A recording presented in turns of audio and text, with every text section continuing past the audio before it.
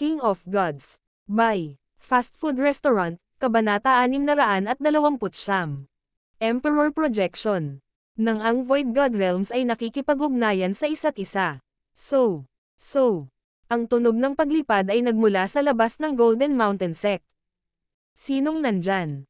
Patayin ang sinumang maglakas-loob na pumasok sa Golden Mountain Sect. Dumagundong ang ilang eksperto sa patrol. Gayunpaman, ang mga taong lumilipad ay hindi nagpakita ng anumang mga palatandaan na sila ay nagmamalasakit. Ang isang maliit na 2-star na sekta ay hindi natatakot na maputol ng hangin ang kanilang mga dila. Ang isa sa mga lumilipad na tao ay isang lalaking napapalibutan ng madilim na liwanag, at nagradiated siya ng masamang aura. Isang hari ng demonic daw. Sa harap ng demonyong puwersang ito, ang mga regulator at ang mga nagpapatrolya sa paligid ng Golden Mountain Sect ay parang pinigilan ang kanilang pag-iisip, at naramdaman nilang bigla itong nahihirapang huminga. Weng. Isang lalaking nababalutan ng itim na kaliskis ang nagsimulang lumitaw mula sa loob ng itim na liwanag. Ang lalaki ay may itim na kaliskis sa kanyang buong katawan, at siya ay mukhang napakapangit ngunit medyo mabangis din. Elder ng Thousand Darkness Sacred Clan, Tu-Wan Lee.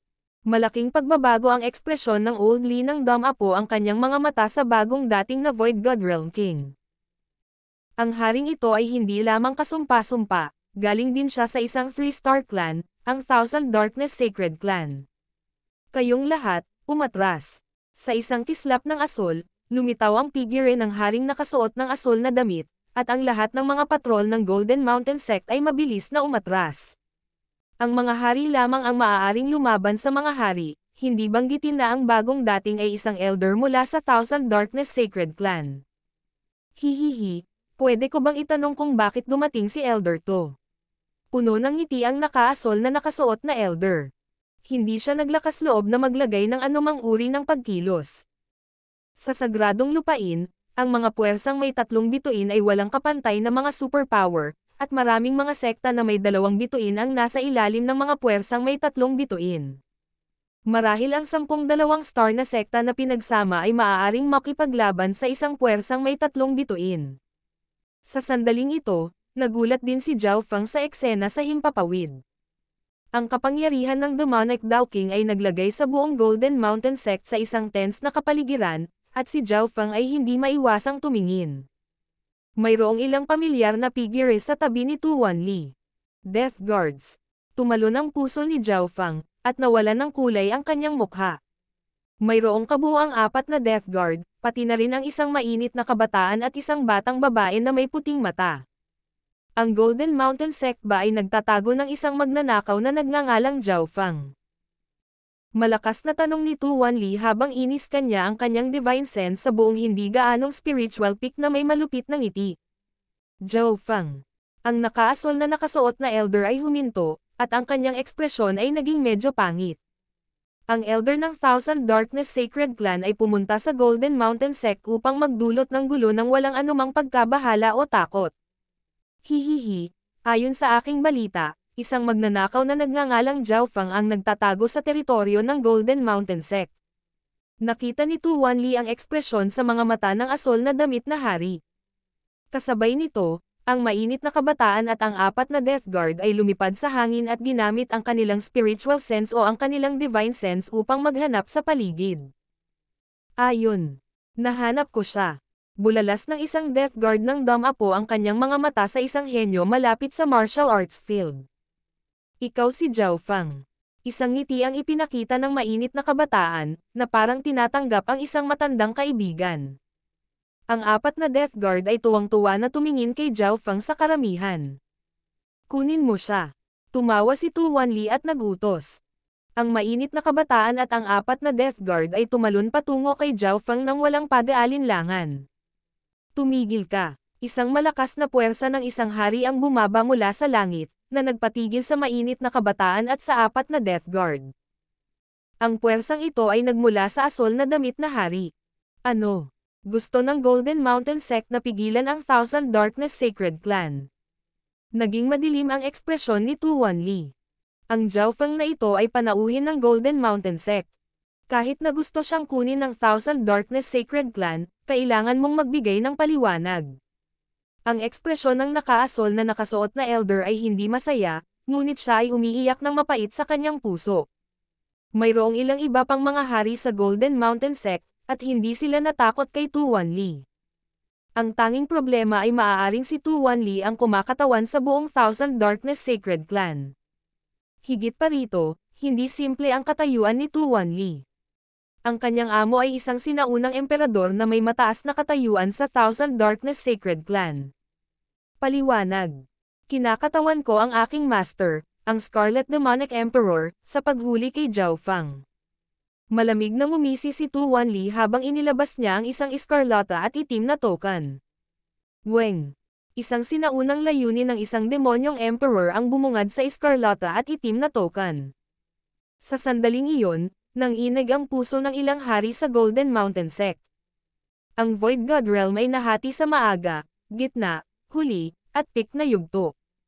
Tanging isang tao lamang sa pinakamataas na yugto ng Void God Realm, isang tao na ang kaluluwa ay nag-evolve, ang maaaring tawaging isang emperor.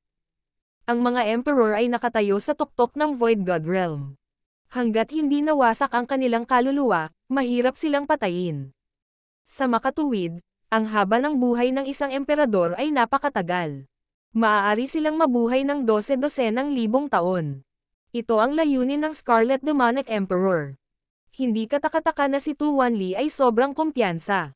Huminga ng malamig ang nakasuot na asol na hari. Ang Scarlet Demonic Emperor ay lubhang tanyag sa mga sacred land.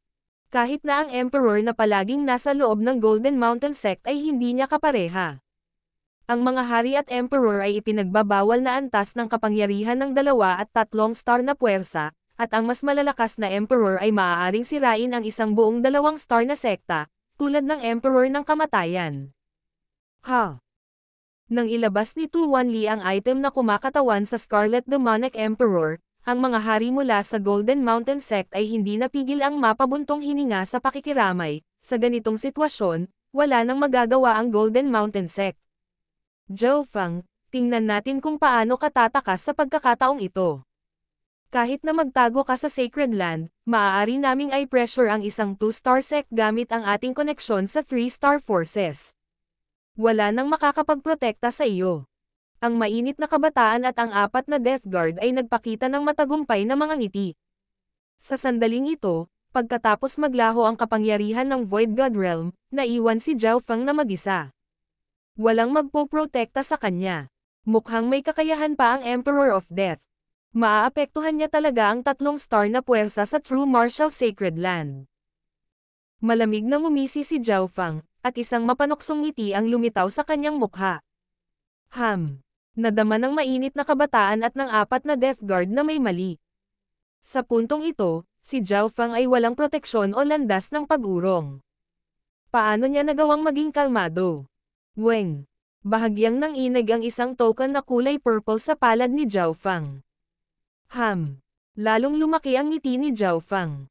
Hindi nagtagal, ang tahimik na Purple Saint token ay biglang may naramdaman, at ang aura ay hindi nagmumula sa Purple Saint Ruins, ito ay nagmumula sa gitna ng Sacred Land. Ang mainit na kabataan at ang 4 na Death Guard ay nakaramdam ng bahagyang pagkabalisa, ngunit sinisingil pa rin nila si Zhao Fang. Kayo ang mga subordinate ng Emperor of Death. Isang mahinahon na boses ang narinig, at tila malapit at malayo sa parehong oras. Parang nag-aagawan ang espasyo sa sarili nito.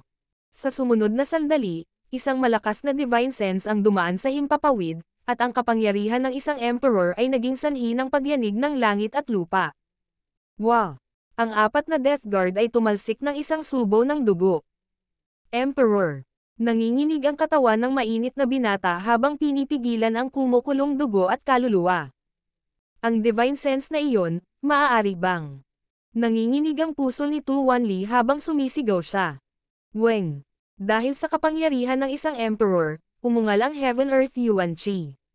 Lumitaw ang figure ng 100 yarda ang taas na lalaki na may puting buhok, at napaliligiran ito ng liwanag. Para bang isa siyang Diyos. Isang Void God Projection. Isang Void God Projection ay ganito kalakas. Ang mga puso ng Golden Mountain Sect Kings ay nanginginig. Pagbati. Emperor. Iniyuko ni Tu Wanli ang kanyang ulo sa harap ng 100 yarda ang taas na puting buhok na lalaki. Pulang-pula ang kanyang mukha, at mabigat ang kanyang paghinga. Plop. Plop. Hindi nakayanan ng 4 na Death Guard ang pressure, at napaluhod sila. Tanging ang mainit na kabataan ay halos hindi nakahawak. Tumangala siya sa Emperor's projection na may nagngangalit na mga ngipin habang nagsasalita sa nanginginig na tono. Kilala mo ang aking master. Ang Emperor of Death. Ilang beses ko na siyang nakita. Naiinggit ako na mayroon siyang napakahusay na alagad na tulad mo. Walang emosyong nagsalita ang Void God projection.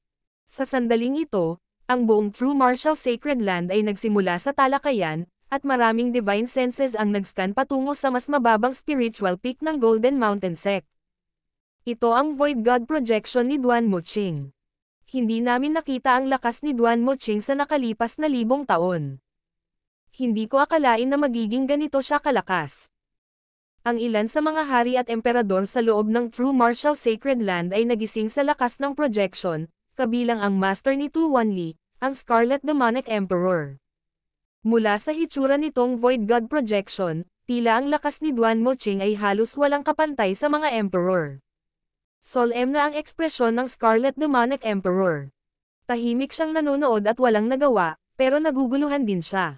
Bakit isinali ni Duan Muqing ang kanyang sarili sa bagay na ito? Sa sandaling ito, sa wakas ay nagsalita si Zhao Feng sa mas mababang spiritual peak. Pagbati, Senior Duan Mo. Pumunta ako dito sa ilalim ng kalooban ng Senior Purple Saint. Iniabot ni Zhao Feng ang Purple Saint token at yumuko patungo sa Void God projection sa hangin. Senior Purple Saint. Sinong eksperto iyon? Naglakbay ang divine senses sa mas mababang spiritual peak ng Golden Mountain Sect. Ang mga hari mula sa Golden Mountain Sect, Tu Wanli, at iba pang mga emperor ay malumanay na bumulong-bulong sa mga salitang ito. Purple Saint. Maaaring ito ay ang puso ng isang old king sa Golden Mountain Sect ay nanginginig. Purple Knight Sacred Lord. Ilang matandang emperor sa loob ng True Martial Sacred Land ang bumulalas. Siguradong Purple Knight Sacred Lord ito. Hindi maraming tao sa buong Sacred Land ang maihahambing sa kanya. Kung tama ang pagkakaalala ko, ang Purple Knight Sacred Lord ay tiyahin ni Duan Muqing, at nagmula siya sa isang maalamat na pamilya sa isang dinastiya sa malayo. Naalala ng ilang matatanda ang nakaraan. Sa langit, hindi maiwasang maalala ang figure ng lalaking may puting buhok. Sumama ka sa akin. Pinisil ng lalaki ang kanyang kamay. Shua. Ang katawan ni Zhao Feng ay parang isang piraso ng papel habang siya ay hinihila kasama ng imahe ng lalaki at nawala mula sa mas mababang spiritual peak. Sa isang kisap mata, nawala si Zhao Feng at ang Emperor projection. Ho! Ang mga eksperto malapit sa Golden Mountain Sect, kasama ang divine sense ng ilang hari, lahat ay nagpakawalan ng hininga. Ang ekspresyon ni Tu Wanli ay patuloy na kumikislap, habang ang mainit na kabataan at ang 4 na Death Guard ay may pangit na ekspresyon. Wala sa kanila ang mag-aakalang may koneksyon si Zhao Feng sa isang pinakamataas na emperor ng Sacred Land. Ang mas hindi kapanipaniwala, may nahulog na Mystic Light Realm Sacred Lord sa likod ni Zhao Feng. Kahit na namatay ang isang Mystic Light Realm Sacred Lord, ang epekto nito sa hinaharap ay hindi masusukat. Zhao Feng, parang mas malakas ang kasaysayan mo kaysa sa inaakala ko. Mukhang sulit para sa Eternally Sealed Palace Lord at ako na ipadala ka sa Sacred Land. Isang mahabang hininga ang pinakawalan ng Old Li. King of Gods, Kabanata 630. Seremonya ng Disipulo. Sa gitna ng Sacred Land, ang 3 pangunahing spiritual peaks ay tila nag-uugnay sa langit. Ang pinakasentro na wasak ay ang 10,000 Ancient Sacred Peak. Ang kaliwa at kanang pangunahing spiritual peaks ay hawak ng 2 3-star forces. Ang kaliwang pangunahing spiritual peak ay ang teritoryo ng Mystic True Sacred Clan. Sa ibabaw ng pangunahing spiritual peak ng Mystic True Sacred Clan, sa loob ng isang dalisay, malinis, at eleganteng silid, tumalon-talon ang puso ni Zhao Feng habang tinitignan ang puting buhok na lalaki sa kanyang harapan ng may paggalang. Ito ay si Duan Muqing. Purong puti ang buhok ni Duan Muqing, at kumikinang ang kanyang mga mata na parang mga bituin. Masasabing perpekto ang kanyang hitsura. Maputi at kasing kinis ng marmol ang kanyang balat. Higit pa rito, ang emperador na ito ay may mainit at mahinahong aura. Ang bawat galaw at kilos niya ay tila isang banayad na simoy ng tagsibol. Sa kabuuan, ang taong ito ay tila perpekto, ngunit napakalapit at mainit sa iba. Ikaw si Zhao Feng. Hindi na kailangang kabahan.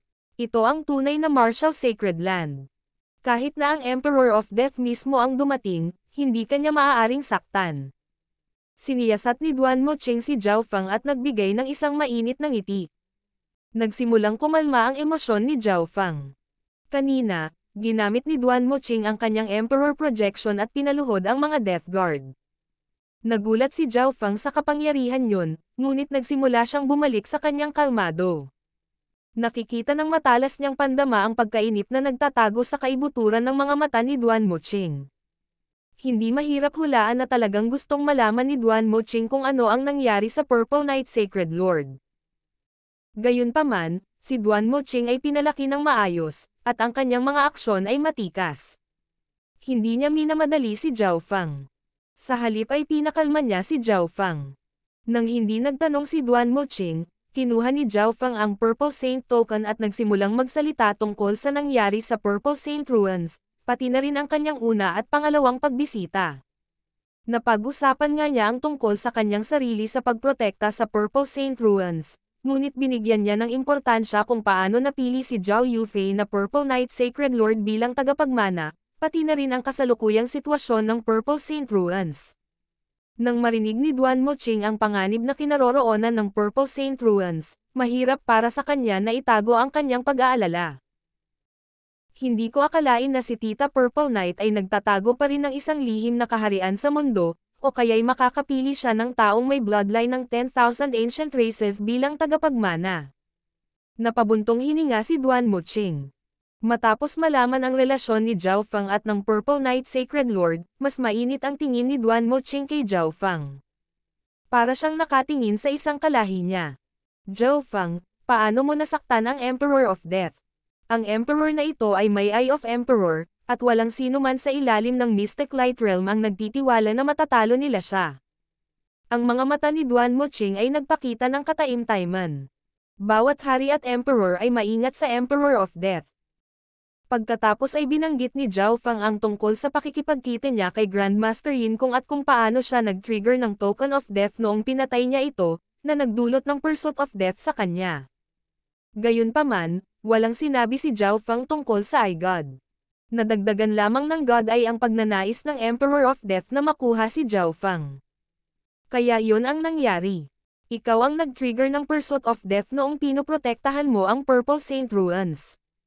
Ang mukha ni Duan Mocheng ay puno ng papuri at pasasalamat. Kahit na matapos makipagkita sa isang emperor, nagawa ni Zhao Feng na mabilis na kumalma. Ang katahimikang taglay niya ay hindi isang bagay na taglay ng ibang mga henyo. Gayunpaman, hindi alam ni Duan Mocheng na si Zhao Feng ang may ikasyam na Eye of God. Pagkatapos ng lahat, hindi siya inapon ng isa sa 8 Great God Eyes. Bagamat napagtanto niya na hindi pangkaraniwan ang eye bloodline ni Zhao Feng, hindi niya ito iniugnay sa isang Eye of God. Ang Emperor of Death ay isang inapo lamang ng isang Eye of God ngunit napakalakas na niya. Ang mga may Eye of God ay isang uri, at sila ay napakalayo kahit para sa mga Emperor. Makalipas ang isang oras, naunawaan ni Duan Mocheng ang lahat, kabilang ang ilan sa mga maliliit na detalye. Zhao Feng, kung gusto mong manatili sa Sacred Land, kailangan mo muna ng identity. Ang mga mata ni Duan Mocheng ay napuno ng init at pagmamahal, at nagbago ang mukha ni Zhao Feng. Malinaw na si Emperor Duan Mo ay kukuha ng pagkakakilanlan kay Zhao Feng. Ito ay isang panaginip para sa isang taong gustong makapasok sa Sacred Lands, at kahit para sa mga nasa 3-star force, ngunit ito ay maaaring magawa ni Duan Mocheng sa isang pangungusap lamang. Anong uri ng pagkakakilanlan ang ibibigay sa kanya ni Duan Mocheng? Nagsimulang manghula si Zhao Feng. Paano ito? Kukunin kita bilang aking personal na alagad. Makakatulong iyon sa iyo sa Mystic True Sacred Clan. Ngumiti si Duan Mocheng at sinabi. Personal na alagad. Nanlaki ang mga mata ni Zhao Feng. Hindi niya inaasahan iyon. Ang pagiging isang personal na disipulo ng isang emperor ay magiging isang pagbabago sa buhay na lubos na makakaapekto sa kanyang kapalaran. Ano? Ayaw mo ba? Ngumiti si Duan Muqing. Payag ang alagad na ito. Yumuko si Zhao Fang. Mayroon na siyang dalawang Panginoon mula sa simula ng kanyang paglilinang na nagpabago sa kanyang kapalaran. Hihihi. Zhao Fang, tinatanggap kita bilang aking disipulo hindi lang dahil kay Tita Purple Knight, kundi dahil may tiwala ako sa aking paningin. Ngumiti si Duan Muqing. Ang kanyang mga mata ay puno ng karunungan. Paanong hindi nakikita ng isang emperor na tulad niya ang katawan, bloodline, at potensyal ni Zhao Fang? Sa madaling salita, si Zhao Fang ay may mga kwalifikasyon upang maging kanyang personal na disipulo sa kanyang sariling mga merito. Kung ito ay isang normal na henyo lamang na may relasyon sa Purple Knight Sacred Lord, tatanggapin sila ni Duan Muqing, ngunit bilang isang inam na disipulo lamang. Zhao Fang, maaari kang manatili dito sa ngayon. Magdaraos ako ng seremonya ng disipulo sa loob ng ilang araw. Sabi ni Duan Muqing. Seremonya ng alagad. Tumigil si Zhao Fang. Ang seremonya ng disipulo ng emperor ay magiging kahanga-hanga, ngunit tila hindi ganoon ang karaniwang kinikilos ni Duan Muqing. Ang pakiramdam na ibinigay sa kanya ni Duan Muqing ay ang pagiging low-key at mapayapa, hindi isang show-off. Pupunta ako sa Tianluo Islands Zone sa lalong madaling panahon, at kailangan mo ng pagkakakilanlan na alam ng publiko bago iyon. Paliwanag ni Duan Muqing. Nang marinig iyon, naunawaan ni Zhao Fang. Ang dahilan kung bakit magdaraos ng seremonya si Duan Muqing ay upang bigyang daan si Zhao Fang na mas mabilis na mapabilang sa Mystic True Sacred Clan at bigyan siya ng proteksyon. Kung alam ng lahat na si Zhao Fang ay disipulo ni Emperor Duan Muqing, mag-iingat sila sa kanya. Pagkaraan ng 3 araw, nagdao si Duan Muqing ng seremonya ng disipulo sa kanyang palasyo. Ang seremonya ng disipulo ay hindi isinapubliko. Ito ay limitado sa itaas na antas ng bawat puwersa, pati na rin ang ilang core na disipulo. Gayunpaman, ang bilang ng mga hari at emperor na dumalo ay hindi maliit. Mayroong hindi mabilang na sovereign lords at half-step void god realms. Sa entablado ng seremonya, yumuko si Zhao Fang kay Duan Muqing. Niyanig ng seremonyang ito ang Mystic True Sacred Clan, at kumalat ang balita sa 2 pangunahing spiritual peaks at sa 33 two-star sects. Nakita din ni Zhao Fang ang mga hari mula sa Golden Mountain sect sa seremonya. Ang asul na nakasuot na hari ay sobrang init kay Zhao Fang, na para bang ang huli ay ang kanyang ninuno. Binabati kita, little friend Zhao. Puno ng ngiti ang Old Li. Nakipag-usap si Zhao Fang kay Old Li ng mag-isa at sinabi sa kanya na ipadala ang balita sa Eternally Sealed Palace Lord. Malaki ang naitulong ng Eternally Sealed Palace Lord sa pagpayag sa kanya na makapasok sa Sacred Land. Talagang gagawin ko, tumanggaw si Old Li. Alam niya kung gaano kakilakilabot ang tunay na lakas ni Zhao Fang, at ngayon ay anggat pa siya ng mas mataas sa patnubay ni Emperor Duan Muqing. Nakilala rin ni Zhao Fang ang ilan pang core disciples mula sa Mystic True Sacred Clan sa seremonya.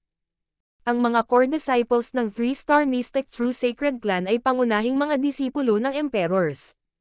Ang Mystic True Sacred Clan ay mayroong hindi bababa sa 7 o 8 emperor, at si Duan Muqing ay may medyo mataas na katayuan sa kanila. Siya yon. 2 core disciples ang nakatitig kay Zhao Fang na may nakaumbok na mga mata at nakabuka ang mga bibig. Ang 2 ito ay isang kabataang maikli ang buhok at isang matangkad at payat na kabataan. Junior Marshal Brother Jiang, ano na? Kilala mo ba itong si Zhao Fang? Nagtatakang tanong ng isa pang core na disipulo. Nagkatinginan ang maikling buhok na binata at ang lalaking payat. Ang 2 ito ay ang 2 lumabas sa Void Ocean Arena, sina Zhang Fan at Chen Yilan. Parang may naramdaman, tumingin si Zhao Fang sa 2. Si Zhang Fan at Chen Yilan, ang 2 disipulong ito ng Sacred Land, ay nagbigay kay Zhao Fang ng malalim na impresyon. Ito ay lalo na para kay Zhang Fan, na may bloodline ng 10,000 ancient races at nagpahayag ng nakakatakot na lakas sa arena. Sa oras na iyon, si Zhao Fang ay nasa half-step origin core realm lamang at marahil ay hindi niya kayang harangan ang isang suntok mula kay Zhang Fan. Gayunpaman, sa sandaling ito, ang nagulat ay sina Zhang Fan at Chen Yilan. Isang taon lang at umabot na sa akin ang kanyang cultivation, at ngayon ay mayroon na siyang emperor para sa isang master. Nanginig ang puso ni Jiang Fan. Hindi niya ito matanggap. Gumugol siya ng isang buong taon ng pagsusumikap upang makapasok sa gitnang yugto ng Origin Core Realm. Sa mga tuntunin ng katayuan, siya ay isang core na disipulo ng isang 3-star force sa Sacred Land, at ngayon si Jiao Feng ay nasa parehong level niya sa isang seremonya lang. Senior Martial Brothers. Nakangiti si Jiao Feng habang naglalakad at binati sina Jiang Fan at Chen Yilan. Bahagyang pilit ang mga ngiti ni Jiang Fan at Chen Yilan habang binati nila si Jiao Feng bilang ganti. Bagamat ang kasalukuyang katayuan ni Jiao Feng ay kapantay ng sa kanila, minamaliit nila si Jiao Feng isang taon na ang nakalipas at naisip na wala na silang anumang komunikasyon kailanman. Sa makatuwid, nang humingi ng tulong si Jiao Feng sa kanilang dalawa, tumanggi sila. Hihihi, Emperor Guluo, parang kilala ng iyong alagad na may bloodline ng 10,000 ancient races si Jiao Feng. Nakangiti si Emperor Duan Moqing habang nakikipag-usap siya sa isa pang elder. Ang elder na ito ay si Emperor Guluo, ang amo ni Jiang Fan. Ang bloodline ni Jiao Feng na ito ay parang kapantay ng normal na 10,000 ancient races na bloodline. Ang nakakapagtaka pa ay kahit ako ay hindi nakikita sa pamamagitan ng kanyang eye bloodline. Pinuri ni Emperor Guluo. Ang mga normal na tao ay masyadong malayo sa mga emperor, ngunit ang bawat emperor na naruroon ay pumupunta upang batiin si Emperor Duan Moqing nang makita nila si Jiao Feng. Jiang Fan, ang bloodline at potensyal ni Jiao Feng ay hindi mas mahina kaysa sa iyo. Kailangan mong makipag-usap at makipag-ugnayan sa kanya ng higit pa sa hinaharap. Ang divine sense ni Emperor Guluo ay tumunog sa ulo ni Jiang Fan. Naiintindihan ng alagad na ito. Ang puso ni Jiang Fan ay napuno ng halo-halong emosyon.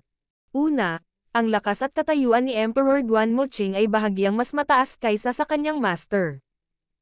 Pangalawa, sa mata ng kanyang amo, ang potensyal ni Jiao Feng ay hindi mas mababa kaysa sa kanyang sarili. Hindi pinagdudahan ni Jiang Fan ang alinman sa nabanggit, lalo na ang pangalawang punto.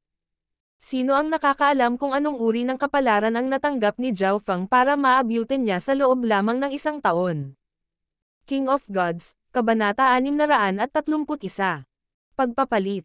Sa seremonya ng disipulo, binawi ni Duan Moqing ang kanyang tingin at nagsimulang makipag-usap sa iba pang mga emperor na naruroon. Mga elder, mayroon akong pag-uusapan sa inyong lahat. Biglang nagsalita si Duan Moqing. Nagpalitan ng tingin ang mga emperor, at ang ilan sa kanila ay nagpahayag ng maalalahan ng mga ekspresyon. Emperor Duan Mo, may kaugnayan ba ito sa Demigod Forgotten Garden? Ngumiti si Emperor Guluo. Tama iyan. Tumanggaw si Duan Moqing. Ang listahan ng mga taong pupunta sa Demigod Forgotten Garden ay napagpasyahan na at, kadalasan, ang mga spot ay hindi magbabago. Pagkarinig hanggang doon, naunawaan na ng ibang mga emperor ang gustong sabihin ni Duan Moqing. Nais niyang makuha ang kanyang disipulo ng lugar upang makapasok sa Demigod Forgotten Garden. Kung noon pa man, noong hindi pa napagpasyahan ang listahan, hindi magiging mahirap para kay Duan Moqing na makakuha ng pwesto dahil sa kanyang katayuan at lakas. Ang problema ay nakumpirma na ang listahan. Ang Demigod Forgotten Garden ay nahahati sa nominado at open competition section. Mahirap palitan ang listahan ng mga tao mula sa open competition section, kaya lang ang nominated section lang ang maaari naming palitan. Malalim na sabi ni Emperor Guluo. Ang True Martial Sacred Clan ay may kabuuang 50 pwesto para sa Demigod Forgotten Garden. Ito ay 10 beses na mas mataas kaysa sa Golden Mountain Sect, isang Peak 2-star force. Gayunpaman, bilang isang 3-star superpower, ang mga henyo ng Mystic True Sacred Clan ay kasing liwanag ng mga bituin, at mayroon pang mga kababalaghan na may bloodline ng 10,000 ancient races. Mayroong 12 ng mga emperador at hari na naroroon, at bawat hari at emperador ay may kahit man lang 2 disipulo. Sa makatuwid, ang kompetisyon para sa 50 pwesto ay lubhang mabangis. May 10 nominated spot. Paano ito? Di nagtagal ay nagkaroon ng ideya si Emperor Guluo, at nakipag-ugnayan ang mga emperador sa kanilang divine senses bago sila nakarating sa conclusion. Mukhang iyon lang ang paraan. Bumantong hininga si Emperor Duan Muqing. Ang mga hinirang na henyo ay lahat ay may malakas na background, kaya ang pagsisikap na ilipat ang isang tao papasok o palabas ay tiyak na makakasakit ng isang tao. Gayunpaman, ang Demigod Forgotten Garden ay lumitaw lamang isang beses bawat 500 taon, at si Emperor Duan Muqing sa wakas ay nakakuha ng isang disipulo, na kamag-anak din ng kanyang tiya. Tiyak na magbibigay siya ng maraming tulong hanggat maaari sa kanyang bagong alagad. Sa paglipas ng panahon, nagsisimula nang matapos ang seremonya ng disipulo. Nakilala ni Zhao Fang ang maraming core disciples mula sa Mystic True Sacred Clan. Hindi dumating ang punong disipulo na si Nan Gongsheng. Si Nan Gongsheng ay naglilinang ng isang lihim na pamamaraan sa Sacred Land sa nakalipas na kalahating taon, at naabot na niya ang kalahating hakbang na Void God Realm noon pa man. Tinalakay ng ilan sa mga core na disipulo. Si Nan Gongsheng ang numero 1 henyo ng Mystic True Sacred Clan. Isa rin siya sa mga nangungunang henyo sa buong Sacred Land. Nang pag-usapan ang tungkol kay Nan Gongsheng, maging si Zhang Fan, na may bloodline ng 10,000 ancient races, ay nagpahayag ng paggalang. Kung ang aking cultivation ay umabot sa Great Origin Core Realm, magagawa kong labanan ang kahit isang tao sa kalahating hakbang na Void God Realm. Naikuyom ni Zhang Fan ang kanyang mga kamao. Ang kanyang talento at potensyal sa linya ng dugo ay kabilang sa mga pinakamahusay sa loob ng Mystic True Sacred Clan, ngunit siya ay nasa 20s pa lamang sa sandaling ito. Hindi niya naabutan ang ibang mga henyo na nasa 30s na. Brother Zhang, huwag kang magalit. Dalawa lang ang henyo sa buong Sacred Land na may bloodline ng 10,000 ancient races. Sa hinaharap, ang iyong tunay na kalaban ay si Meng Shi mula sa Thousand Darkness Sacred Clan. Tinapik ni Chen Yilan ang kanyang balikat. Sa katotohanan, sa kanyang 10,000 ancient races bloodline, ang lakas ni Zhang Fan ay nalampasan na ang ilang Great Origin Core Realm Sovereign Lords. May natitira pang 3 buwan bago ang Demigod Forgotten Garden. Sisingilan ko ang top 10 Sacred Land geniuses tulad ni Brother Chen. Nagningning sa mga mata ni Zhang Fan ang layunin ng labanan, at ang kanyang bloodline ay tila nasusunog. Ang kanyang pakikipaglaban ay nag-alab sa seremonya ng disipulong ito, lahat ay dahil sa panggigipit ni Zhao Fang. Ang pagbabago sa Zhang Fan ay hindi nakaligtas sa mga mata ni Emperor Guluo, at lihim niyang tinanggo ang kanyang ulo. Noong nakaraan, si Zhang Fan ay labis na mayabang dahil sa kanyang 10,000 ancient races bloodline, kaya hindi siya naglagay ng labis na pagsisikap sa kanyang cultivation. Fanner, ako mismo ang magtuturo sa iyo sa susunod na 3 buwan. Ang divine senses ni Emperor Guluo ay tumunog sa kanyang ulo. Salamat sa iyo, Master. Pinigilan ni Zhang Fan ang pananabik sa kanyang puso. Ang kanyang layunin ay maging isa sa top 10 Sacred Land geniuses. Sa pamamagitan lamang ng higit na lakas ay makakalabas siya sa tuktok sa Demigod Forgotten Garden. Inilibot ng mga mata ni Emperor Guluo si Emperor Duanmo, at naisip niya na ang disipulo ng huli ay mayroon ding bloodline ng 10,000 ancient races. Walang paraan na matatalo siya kay Emperor Duanmo at sa kanyang disipulo. Makalipas ang kalahating araw, natapos na ang seremonya ng disipulo. Mula ngayon, si Zhao Fang ay opisyal na alagad ni Duan Muqing at miyembro ng isang 3-star superpower. Naunawaan ni Zhao Fang ang intensyon ni Duan Muqing. Zhao Fang, kung mapupunta ang lahat sa plano, makakatanggap ka ng lugar para makapasok sa Demigod Forgotten Garden, ngunit sa parehong oras, kailangan mong maging handa na hamanin. Sabi ni Duan Muqing bago siya umalis. Demigod Forgotten Garden. Napailing si Zhao Fang. Napuno siya ng sorpresa at saya. Nakipag-usap siya sa ilang core disciples sa seremonya ng disipulo at nalaman na ang mga pumapasok sa Demigod Forgotten Garden ay nakumpirma na. Hindi niya inaasahan na tutulungan siya ni Duan Muqing na makakuha ng nomanadong pwesto. Salamat sa iyo, Master. Ang puso ni Zhao Fang ay napuno ng pasasalamat. Kailangang magbayad ni Duan Muqing ng isang presyo para makuha ang lugar na ito dahil mayroong higit sa 1 o 2 emperor sa isang 3-star superpower. Ang bilang ng mga hari lamang ay umabot na sa 12-dosenang. Higit pa rito, sa itaas ng mga emperor ay ang Mystic Light Realm Sacred Lords. Pagkatapos bumalik sa kanyang tinutuluyan, umupo si Zhao Fang at sinubukang pakalmayan ang sarili. Matapos makilala si Duan Muqing, ang kanyang katayuan, pagkakakilanlan, at ang kanyang buong buhay ay binaligtad. Ang mga mata ni Zhao Feng ay tumingin sa hardin sa labas, at ang liwanag ng buwan ay napuno ng kulay pilak na glow sa hardin. Hindi niya alam kung bakit, ngunit ang kanyang mga iniisip ay biglang lumipad patungo sa Azure Flower Continent. Sa isip niya, lumitaw ang imahe ng isang tahimik at eleganteng diyosa. True Martial Sacred Land. Demigod Forgotten Garden. Kailangan kong abutin ang pagkakataong ito. Huminga ng malalim si Zhao Feng at nagsimulang mag-cultivate. Ngayong nakarating na siya sa True Martial Sacred Land, natapos na niya ang kalahati ng kanyang paglalakbay. Sa umaga ng ikalawang araw. Zhao Feng, lumabas ka dito. Tingnan natin kung sino ang maglalakas loob na kunin ang pwesto ko pagkatapos makapasok sa Sacred Clan. Isang boses na puno ng puot ang umalangaw mula sa labas.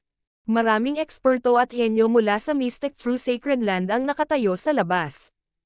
Ang may-ari ng boses ay isang kabataan na may galit na mga mata, at ang kanyang ekspresyon ay baluktot. Brother Zhuo Hong, ang nominado mong pwesto ay kinuha ng Zhao Feng na iyon. Ang mga disipulo sa labas ay lubhang nakikiramay. Sa mga tuntunin ng background, ang master ni Zhuo Hong ay isang matandang Void God Realm King na may tunay na kapangyarihan. Sa mga tuntunin ng paglilinang, naabot na niya ang mga huling yugto ng Small Origin Core Realm, at wala pa siyang 30 taong gulang. Habang tumutunog ang daldalan sa labas, lumabas ang isang asul na buhok. Zhao Feng, lumabas ka na sa wakas. Maraming mga alagad ang may galit na mga ekspresyon. Napakawalanjiya kung paano mo ginamit ang iyong pagkakakilanlan bilang isang alagad ng isang emperor para magnakaw ng pwesto. Maraming tao ang nakiramay sa biktima. Pagkatapos ng lahat, ang lugar ay pag-aari na ni Zhuo Hong. Hindi ako nang ahas na suwayan ang mga utos ng nakatataas na echelon, ngunit gusto kong makita kung si Brother Zhao ay may kakayahan at mga kwalifikasyon na palitan ako. Malamig na tumawa si Zhuo Hong. Sinabihan siya ng kanyang amo na gawin ito. Walang gaanong tao ang kapareho ni Emperor Duan Mo sa clan, at ang Emperor Projection noong araw na iyon ay nagpapataas pa ng katanyagan ni Duan Muqing. Gayunpaman, kahit na hindi nila siya maaaring suwayan sa ibabaw, maaari silang gumamit ng iba pang mga trick. Kung matalo ni Zhuo Hong si Zhao Feng, magiging mahirap para sa disipulo ni Emperor Duan Mo na matuwid. Pagkatapos ng lahat, kahit nasa 3 star na superpower, lakas ang lahat. Ang 3 star na superpower ay hindi mag-aaksaya ng isang lugar sa isang taong walang silbi. Ang kailangan lang niyang gawin ay talunin si Zhao Feng. Kasabay nito, ang amo ni Zhuo Hong ay maaari ding humingi ng tulong sa iba pang mga emperador. Kung ito ay dumating sa pinakamasama, ang mga bagay ay maaaring iulat sa Grand Elder. Nakumpleto ang plano. Isang bagay lang ang kailangan ni Zhuo Hong. Hamanin si Zhao Feng. Iyon ang unang hakbang. Okay, tinatanggap ko ang hamon mo. Si Zhao Feng ay hindi nag-atubili.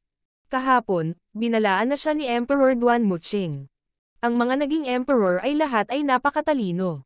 Ilang sandali pa, daan-daang tao ang nagtipon sa labas ng isang sinaunang entablado ng arena sa loob ng Mystic True Sacred Clan. Maraming core na disipulo ang naruroon. Si Brother Chen at Brother Nan ay parehong nandito.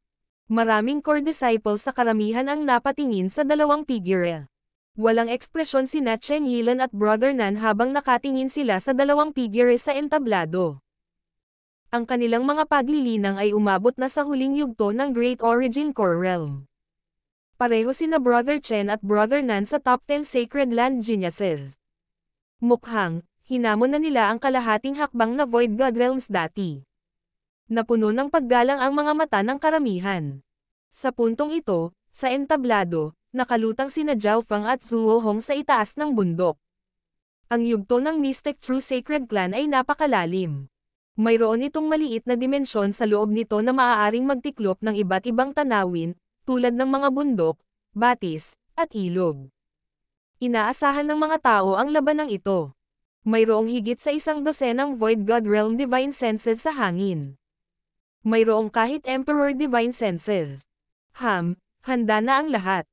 Hanggat nanalo si Zhuo Hong, hihilingin ko sa Grand Elder na ayusin ito. Ang isang Void God Realm King Divine Sense ay tumingin sa ilalim ng malamig. Brother Zuohong, ang pakikipag-away lang ay hindi kawili-wili. Sabi ni Zhao Fang. Anong ibig mong sabihin? Bahagyang huminto si Zuohong. Pusta tayo. Kapag nanalo ka, diretso lang na ibibigay ko sa'yo ang pwesto. Nagsalita si Zhao Fang. Ibig mong sabihin talaga. Bibigyan mo ako ng pwesto. Tuwang-tuwa si Zuohong. Hindi niya akalain na magiging ganito kadali. Hanggat maaari kang tumagal ng higit sa 10 galaw, ang tagumpay ay sa iyo. Pero, ano ang gagawin mo kapag natalo ka? Mabagal na tanong ni Zhao Fang. 10 galaw. Huminto si Zuohong, at ang buong pulutong ay nagsimulang mag-usap. Hahaha, 10 galaw. Brat, masyado kang bastos. Parang hindi mo alam ang lakas ng isang core disciple ng isang 3-star superpower. Lahat tayo ay may lakas na hamanin ang mga may mas mataas na paglilinang. Nang marinig ito, napuno ng kaligayahan si Zuohong. Bagamat nasa huling yugto pa lamang siya ng Small Origin Core Realm, natalo na niya ang Great Origin Core Realm Sovereign Lord sa labas ng mundo. King of Gods, Kabanata 632. Nangungunang 10 henyo ng Sacred Land. Sa ibabaw ng entablado ng labanan sa Sacred Land, ang lahat ng mga disipulo at eksperto ng angkan ay nanonood na may nagulat na mga ekspresyon. 10 galaw. Si Zhao Fang ay nangangahas pa ring maging napakayabang. Ang brat na ito ay naging core na disipulo ng Mystic True Sacred Clan, at ang cultivation ni Zuohong ay mas mataas kaysa sa kanya. Hindi marami sa ilang daang manunood ang nag-isip ng mabuti kay Zhao Fang. Pagkatapos ng lahat, si Zuohong ay isang matandang core na disipulo na tila nahihigitan si Zhao Fang sa bawat aspeto. Higit pa rito, ang brat na si Zhao Fang ay mayabang na nagmungkahi ng isang pusta na 10 galaw. Ano, natatakot ka? Ngumiti si Zhao Fang.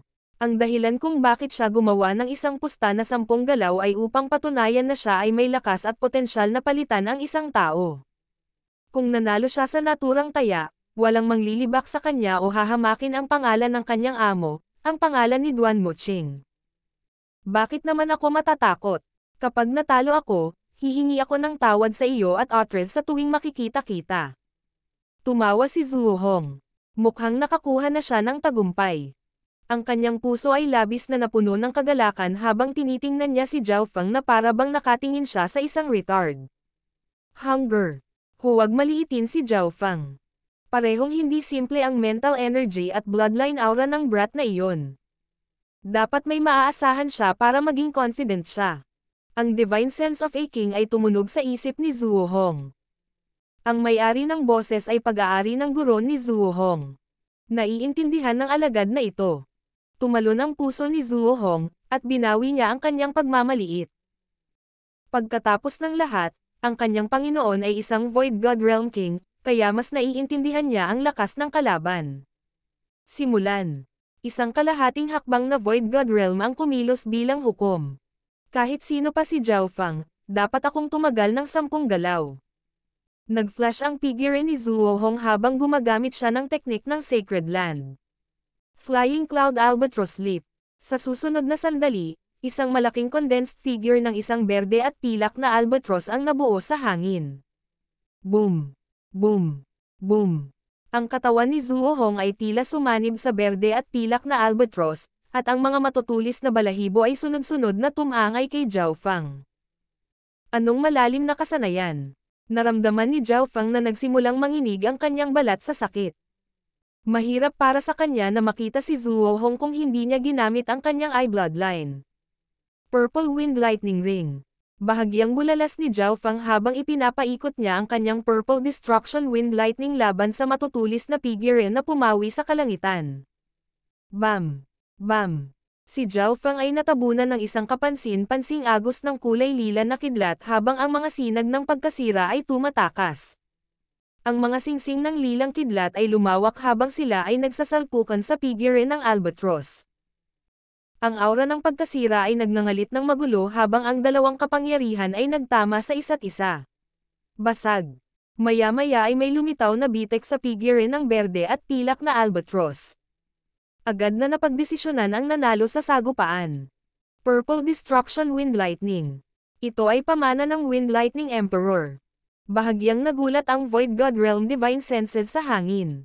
Maraming eksperto sa True Martial Sacred Land, at hindi nagtagal ay nakilala nila ang kasaysayan ng mga kasanayan ni Zhao Fang. Wind Lightning Emperor. Dati siyang naghahari sa bilis niya. Isa siyang maalamat na pag-iral kahit na sa mga emperor. Ang 10,000 Lightning Sect sa Sacred Land ay mayroon ding mana ng Wind Lightning Emperor, ngunit wala silang asensya nito.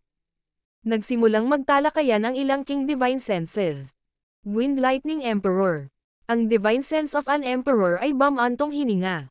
Maraming mga sinaunang Emperor dito sa Sacred Land na maaaring personal na kilala ang Wind Lightning Emperor. Noon, ang Wind Lightning Emperor ay minsang nilinang sa 10,000 Lightning Sect. Sa sandaling ito, ang mga diskarte ng Purple Destruction ng Wind Lightning Emperor ay pinipigilan ang mga diskarte ng isa pang puwersa ng Sacred Land. Ang isang brat mula sa labas ng mundo ay talagang may mana ng isang maalamat na Emperor. Kinagat ni Zuo Hong ang kanyang mga ngipin sa hangin. Lumilipad na albatross sweep ang shadow. Biglang pinaikot ni Zuo Hong ang kanyang bloodline power, at ang figure ng albatross sa hangin ay nagsimulang tumikom kahit na mas matindi habang umiihip ang hangin at kidlat sa paligid nito. Shua! Sa susunod na sandali, ang imahe ng isang albatross ay tumawid sa hangin. Ang mga manonood ay tila nakakita ng isang banal na ibon na nagniningning ng isang lumang layunin na sumisigaw habang ito ay kumikislap sa mga ulap. Naramdaman ni Zhao Fang ang presyon na dumaan sa kanya, at nagsimulang bumagal ang daloy ng kanyang dugo. Hindi niya inaasahan na kakaiba ang bloodline technique ni Zuo Hong. Ang kanyang peak battle power ay maihahambing sa isang Great Origin Core Realm Sovereign Lord. Wind Lightning 100 Figures. Umuungol si Zhao Fang habang ang mga alon ng kumikinang nalilang kidlat at hangin ay kumikinang sa paligid niya. Shua! Shua! Shua! Sa sandaling iyon, nahati sa dalawa ang isang bola ng Wind Lightning na kulay lila. Ang dalawang bola ay nahati sa 4. 2, 4, 8, 16. Sa ilang sandali lang, nabuo ang 200 ng Purple Lightning Doppelganger at nagkalat sa 1,000,000 radius. Shoo! Agad na binasag ng lumilipad na albatross ang ilang doppelganger, ngunit walang nakakaalam kung nasaan ang tunay na katawan ni Zhao Fang. Mahirap tukuyin kung aling katawan ang tunay na Zhao Fang, at bawat doppelganger ay may mga kakayahan sa pag-atake. Shua! Shua! Shua! Sunod-sunod na sinusugod ng mga doppelganger ang lumilipad na albatross na kinaroroonan ni Zuo Hong. Napuno ng galit si Zuo Hong habang bumubulusok ang hangin at kidlat sa kanyang katawan. Karamihan sa mga henyong nanonood ay natigilan. Blade of Purple Destruction.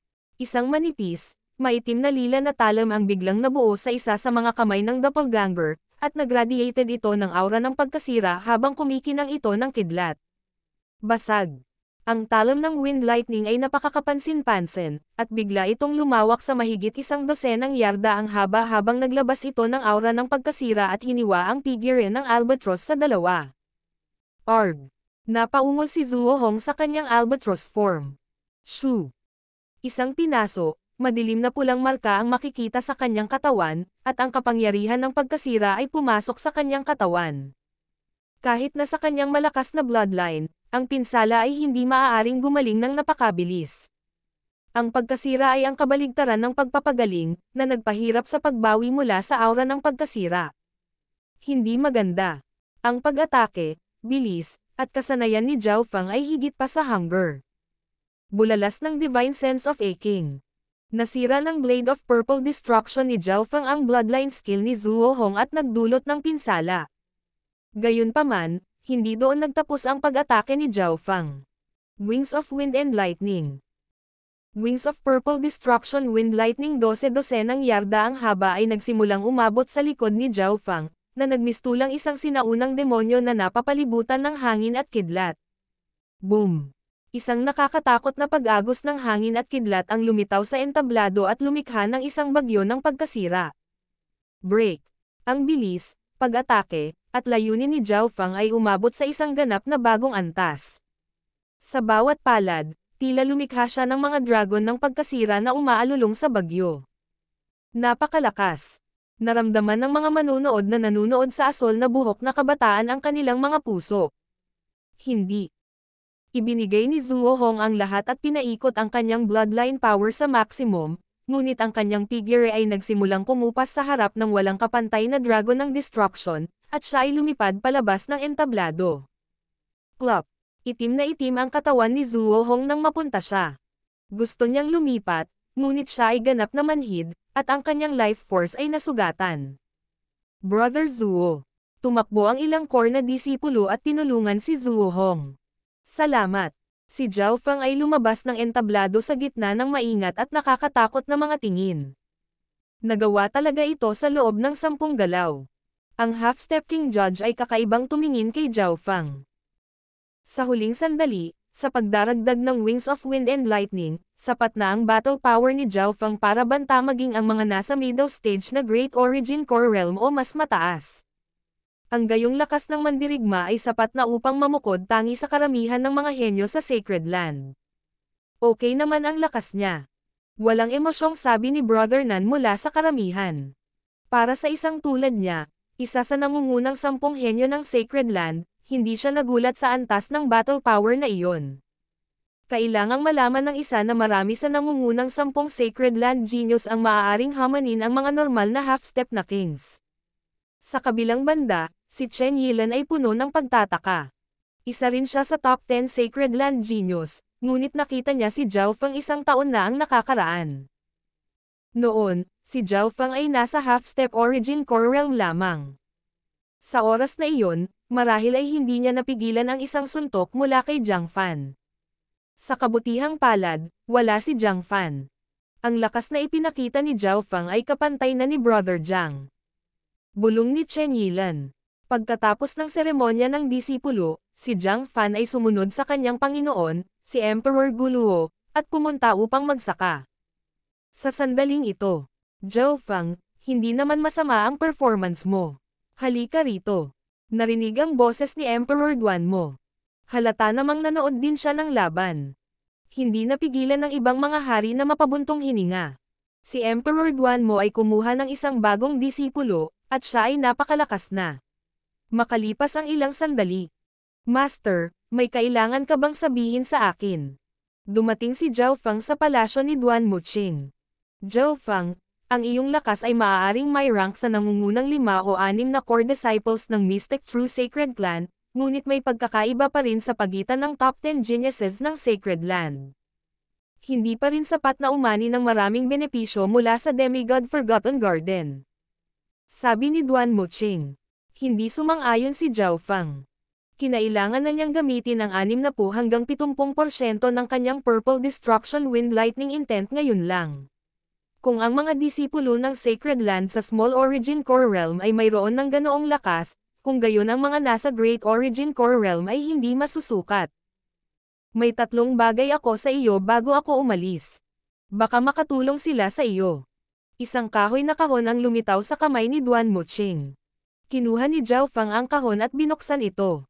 Sa loob, may 2 libro at isang maliit na bote ng jade. Mayroong ilang uri ng kristal na kasing laki ng hinlalaki sa loob ng bote ng jade.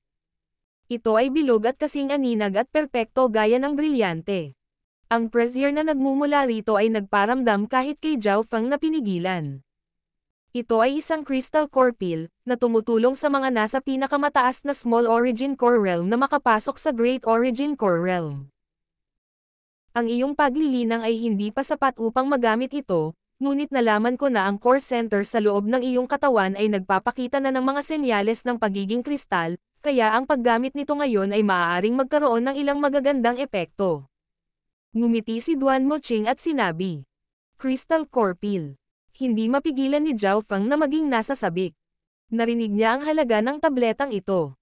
Ito ay napakabihira maging sa Void Ocean Spiritual Palaces. Dama po ang mga mata niya sa 2 libro. Mayroong ilang mga salita sa unang libro. Dark Eye Secret Manual. Hindi maiwasan ni Zhao Feng na magulat. Ano ang kaugnayan nito sa hindi kumpletong pahina ng Dark Eye? Hihihi. Itong Dark Eye Secret Manual ay isang bagay na nakuha ko sa pakikipagpalitan sa Emperor of Death matagal na ang nakalipas, at naglalaman ito ng marami sa kanyang mga diskarte.